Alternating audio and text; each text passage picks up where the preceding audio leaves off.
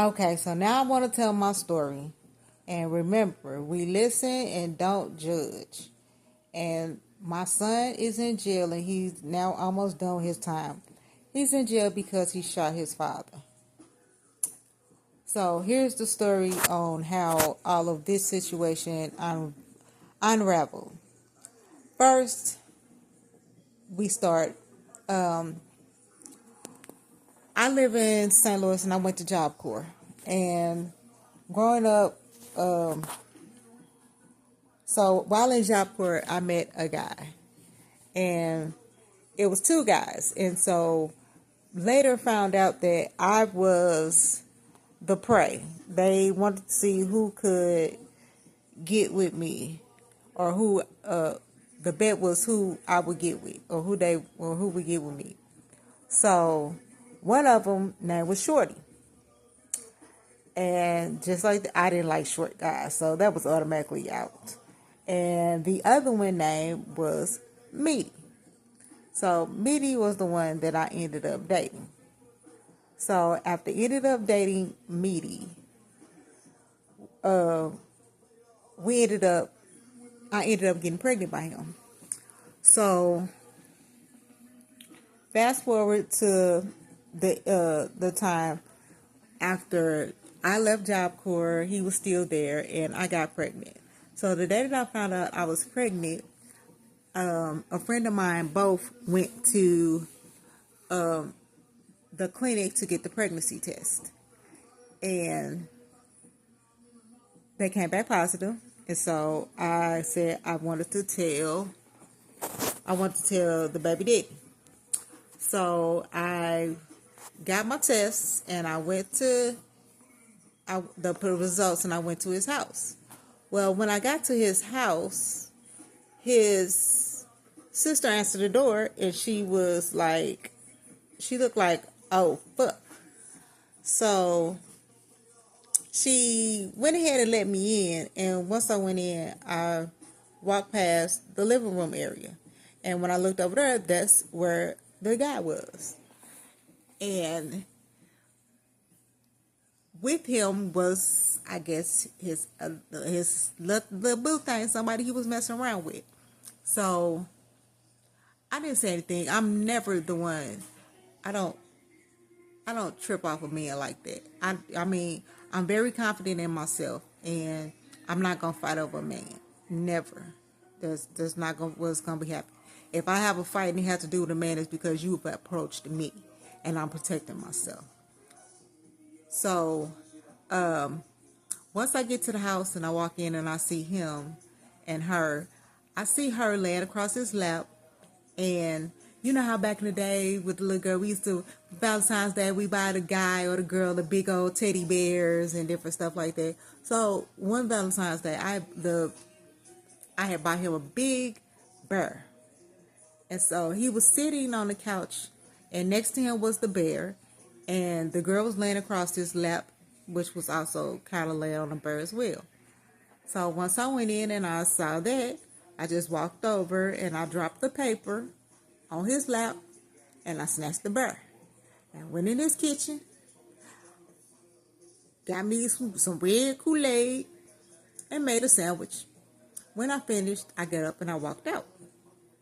Well, as I was walking past to walk out, I looked over at him and he was just looking at the paper in amazement, like, wow. So as he was looking at the paper, she snatched the paper out of his hand and she started looking at the paper and she read what it was. So after she read, she just got up and she started crying and she ran out the house. So that was that. So from that day forward, after that little situation, I never even dealt with him ever again. That was it. That was it for me. So we fast forward 15 years. I'm having trouble with the son. The son out here in these streets. When I say he's wild, I mean he's skipping school. He giving me the blues in school. So I was talking to his father about what was going on, what I was going through with the child, and he started coming around and everything. And at the time I was living, the apartment that I was living in was owned by the uncle to the guy I was dating. And so the baby daddy was shooting his shot, trying to get all in my, and like I told him, there was I didn't feel right. I never was the cheating type or whatever would fall into, but hey, I fell into it. I'm no better than anybody else. I'm human. I'm just, So I ended up messing around with the baby daddy. In the process, I cheated on my guy. And so, like I said, the house that I was living in, the apartment was owned by the current boyfriend's uncle. And so I felt like that it was no more to, I wasn't going to no longer stay there, and knowing that I had, I was messing around with somebody else, and, I didn't want them to feel some type of way. But for a little while we stayed there. Well, I stayed there, and the baby daddy was there and everything. And so, but then we finally,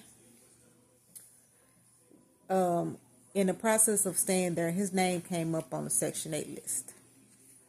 So with his name coming up on the Section 8 list, they were calling him, and they wouldn't, the only way that he said, we all be together, whatever. The only way that I can live with him is if we were married.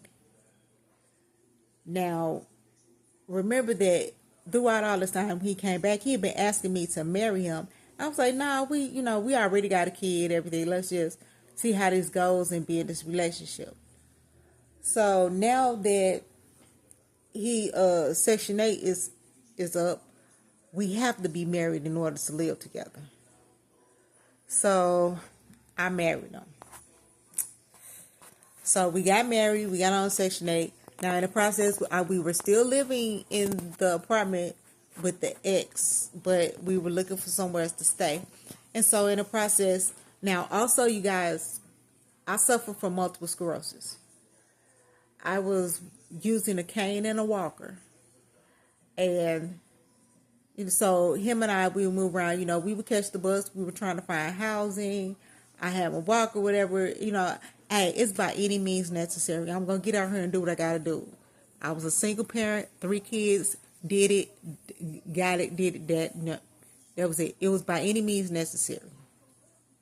So we were out looking for housing, and just so happened we were on a bus, and this girl got his attention.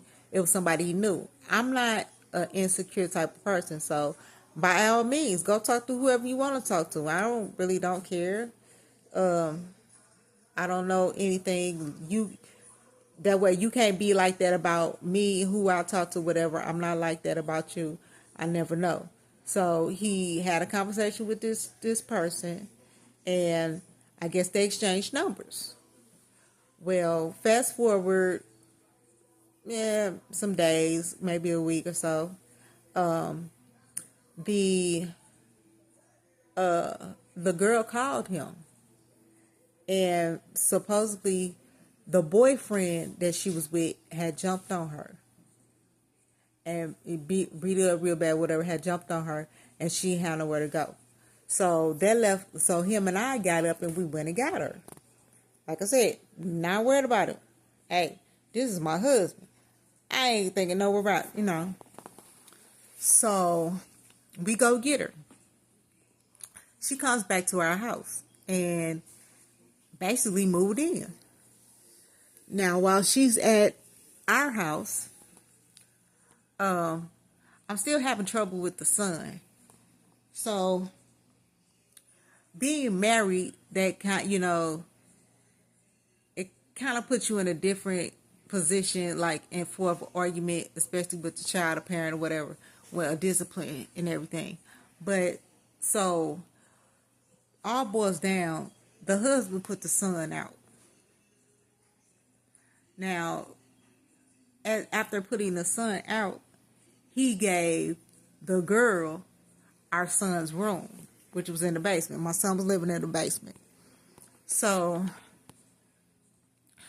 I'm not knowing, like I said, I deal with multiple sclerosis. I wasn't walking very well, wasn't moving around, getting up and down. So what was in the basement was in the basement. The basement was the basement. I rarely ever went down there. Kids was down there. They would wash. Little things like that. I rarely ever went to the bathroom. And even, the basement. But even when I went to the basement, that was a room that was off, closed up. So I never was really in there to see or go in there. But, so she done made her a room in the basement and everything. She done decorated everything. You know how when you decorate a room, you got a mirror on your dresser. She got pictures all over. She had really, really did it up.